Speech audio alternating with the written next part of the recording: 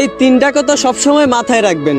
এই যে ভাই আপনাকেই বলতাছি, এই তিনটা কথা সবসময় মাথায় রাখবেন। কারো মনের এতটা গভীরে প্রবেশ করিয়েন না যেখান থেকে সে আপনাকে বের করে দিলে আপনি আশ্রয়হীন হয়ে পড়বেন।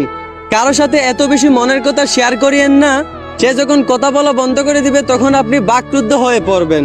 কারো মুখের পানে এতটাও বেশি চায়া তাইখেন না, যখন সে মুখ ফিরিয়ে নেবে তখন আপনি অসহায় হয়ে পড়বেন। মানুষের মায়ায় নিজেকে এতটাও জড়ায়েন না, কারণ মানুষ হচ্ছে বহুরূপী।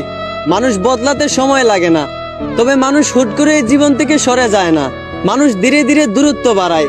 কিছু মানুষ আছে যারা আপনাকে কখনোই সরাসরি ছেড়ে যাবে না, তারা এমন পরিস্থিতি তৈরি করবে যাতে আপনি একদিন বাধ্য হন তাদেরকে ছেড়ে যেতে। তারা চায় বিদায়টা যেন আপনার সিদ্ধান্ত মনে হয়, যাতে তারা নিজেকে নির্দোষ প্রমাণ করতে পারে। আর সবশেষে আপনি দোষ না করেও দোষীর খাতায় নাম লেখাতে বাধ্য হবেন। আসলে এইটাই বাস্তব। আশা করি বুঝতে পারছেন। ধন্যবাদ।